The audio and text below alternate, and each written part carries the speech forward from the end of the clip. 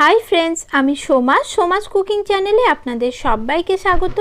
आज आमी आपनादेर एकेबारे अन्यरकम एकटी एचोड़ेर रान्ना करे देखाबो। आर एइभाबे एचोड़ रान्ना करले एचोड़ेर स्वाद कषा मांसेर स्वादकेও हार मानाबे।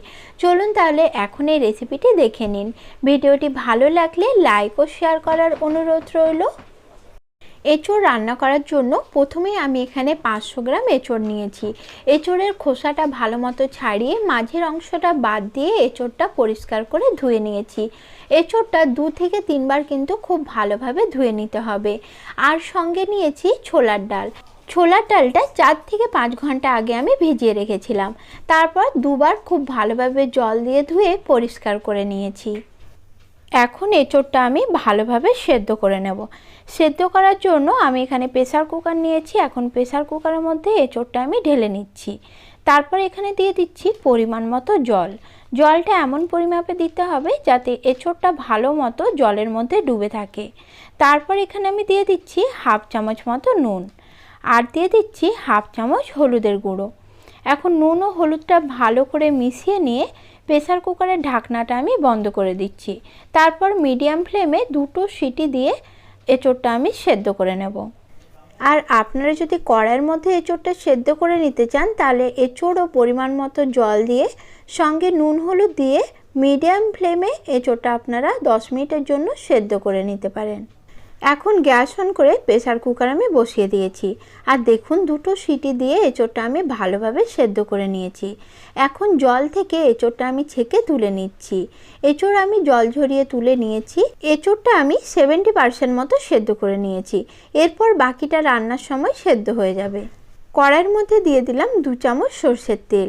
তেলটা ভালো মতো গরম করে জল ঝরিয়ে রাখা ডালটা আমি এখানে দিয়ে দিলাম। এখন অল্প পরিমাণে একটু নুন দিয়ে 5 মিনিটের জন্য মিডিয়াম ফ্লেমে ভালো করে ডালটা ভেজে নেব। ডালটা যত ভালো করে ভাজবেন ডালের স্বাদটাও কিন্তু ততই ভালো আসবে। দেখুন এখন ডালের জলটা একদম শুকিয়ে গেছে আর ডালটা আমি ঝরঝরে করে ভেজে নিয়েছি। এর চেয়ে বেশি আর ভাজার প্রয়োজন নেই। এখন ডালটা আমি কড়াইয়ের থেকে তুলে নিচ্ছি। তারপর ওই একই কড়াইয়ের মধ্যে দিয়ে দিচ্ছি আরও 2 চামচ সরষের তেল।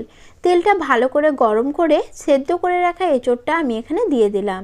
এখন 2 থেকে 3 মিনিটের জন্য এচোড়টা আমি ভালো করে ভেজে নেব।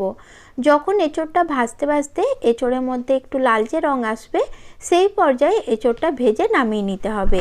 এইভাবে এচোড় রান্না করলে রান্নার স্বাদ কিন্তু ভীষণ ভালো হয়।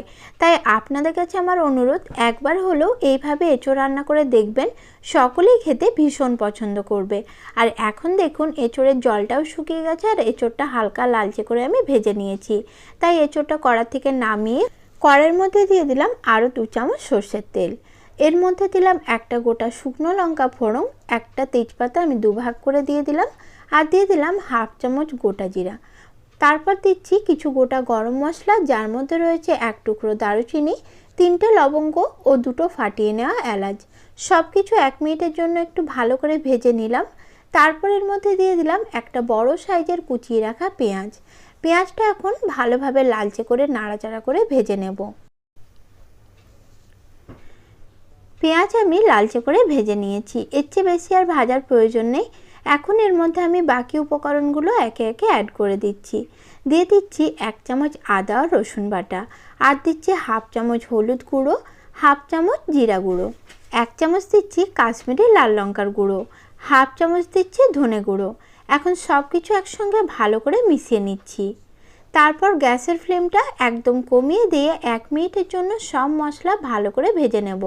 আর ভাজার সময় অবশ্যই খেয়াল রাখতে হবে মশলা যেন কোনোভাবে পুড়ে না যায়। 1 মিনিট মশলাগুলো ভেজে নেওয়ার পর আমি এখানে অ্যাড করে দিচ্ছি টমেটো পেস্ট। একটা বড় সাইজের টমেটো আর 3টে কাঁচা লঙ্কা আমি পেস্ট করে রেখেছিলাম সেটা এখানে অ্যাড করে দিলাম। এখন সব কিছু আবারও খুব ভালোভাবে মিশিয়ে নিচ্ছি আর অ্যাড করে দিচ্ছি একটু মশলা ধোয়া জল। এরপর মশলাটা আমি 3 থেকে 4 মিনিটের জন্য মিডিয়াম লো ফ্লেমে খুব ভালোভাবে কষিয়ে নেব। যতক্ষণ না মশলা থেকে তেল ছেড়ে আসছে মশলা ততক্ষণ কষিয়ে নিতে হবে। এই পর্যায়ে দিয়ে দিলাম হাফ চামচ চিকেন মশলা, যে কারণে রান্নার স্বাদটা কিন্তু আরও অনেক গুণ বেড়ে যাবে। তাই অবশ্যই করে এই মশলাটা এখানে ব্যবহার করবেন।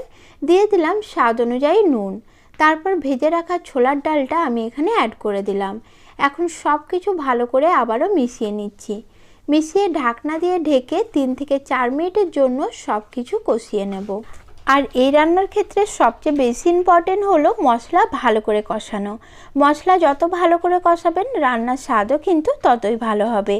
মাঝে একবার ঢাকনাটা খুলে মশলাটা আমি ভালোভাবে নাড়াচাড়া করে নিচ্ছি, যাতে মশলা কড়ার তলায় লেগে না যায় আর ভালো মতো সব দিক দিয়ে কষানো হয়। নাড়াচাড়া করা হয়ে গেলে আবারও ঢাকনা দিয়ে ঢেকে কষিয়ে নিচ্ছি। টোটাল 4 মিনিট ধরে মশলাটা আমি মিডিয়াম লো ফ্লেমে খুব ভালো করে কষিয়ে নিয়েছি। এখন মশলা থেকে তেলও ছেড়ে দিয়েছে। এই পর্যায়ে ভেজে রাখা এঁচোড়টা আমি এখানে অ্যাড করে দিলাম। এখন এঁচোড়ের সঙ্গে মশলা খুব ভালোভাবে মিশিয়ে নিচ্ছি। যারা এখনও আমার চ্যানেলটি সাবস্ক্রাইব করেননি তাদের কাছে আমার অনুরোধ চ্যানেলটি সাবস্ক্রাইব করে নেবেন, যাতে আমি নতুন কোনো ভিডিও আপলোড করলে সঙ্গে সঙ্গে সেটা আপনাদের কাছে পৌঁছে যায়। মশলা ও এঁচোড় ভালো করে মিশিয়ে নেওয়ার পর আবারও ঢাকনা দিয়ে ঢেকে 2 মিনিট আমি কষিয়ে নিলাম। 2 মিনিট পর ঢাকনা খুলে নিচ্ছি আর একবার ভালো করে সব কিছু নাড়াচাড়া করে নিচ্ছি। তারপর আমি এখানে অ্যাড করব জল, আর অবশ্যই করে এখানে গরম জল অ্যাড করতে হবে। এই পর্যায়ে আপনারা যদি গরম জলের পরিবর্তে ঠান্ডা জল অ্যাড করেন তাহলে রান্নার স্বাদ কিন্তু অনেকটাই কমে যাবে। আমি এখানে গরম জল 2 কাপ অ্যাড করে দিলাম। এরপর সব কিছু জলের সঙ্গে ভালো করে মিশিয়ে নিচ্ছি। আপনারা এই রান্নাটি কষা কষাও তৈরি করতে পারেন, আবার চাইলে একটু গ্রেভিও রাখতে পারেন। আমি যেহেতু একটু গ্রেভি রাখতে চাই তাই আমি এখানে 2.5 কাপ জল দিয়েছি। তারপর পরিমাণ মতো কাঁচা লঙ্কা কুচি দিয়ে দিলাম। আপনারা যেমন ঝাল খাবেন সেই অনুপাতে এখানে কাঁচা লঙ্কাটা ব্যবহার করবেন। তারপর ঢাকনা দিয়ে ঢেকে রান্নাটা আমি হতে দেব 10 মিনিটের জন্য। 5 মিনিট পর ঢাকনা খুলে একবার নাড়াচাড়া করে নিচ্ছি। এবার পরিমাণ মতো নুন অ্যাড করে নুনটা ভালোভাবে রান্নার সাথে মিশিয়ে নিচ্ছি আর ঢাকনা দিয়ে ঢেকে বাকি রান্নাটি আমি করে নিচ্ছি। টোটাল 10 মিনিট পর ঢাকনাটি আমি খুলে নিলাম আর এই পর্যায়ে গ্যাসটি আমি অফ করে দেব। আগেই বলেছিলাম আমি রান্নাটিতে একটু গ্রেভি রাখতে চাই, আর এই রান্নাটি যখন একটু ঠান্ডা হবে তখন গ্রেভিটা আরও ঘন হয়ে যাবে। এরপর 10 মিনিটের জন্য ঢাকনা দিয়ে ঢেকে তরকারিটি আমি স্ট্যান্ডিং টাইমে রেখে দিয়েছিলাম। 10 মিনিট পর দেখুন গ্রেভিটা কিন্তু আগের থেকে অনেকটাই ঘন হয়ে গেছে। এখন একটি প্লেটের মধ্যে আমি তরকারিটি সার্ভ করে নিচ্ছি। রেসিপিটি আপনাদের কেমন লাগলো আমাকে কমেন্টে অবশ্যই জানাবেন। নমস্কার বন্ধুরা, সকলে ভালো ও সুস্থ থাকবেন।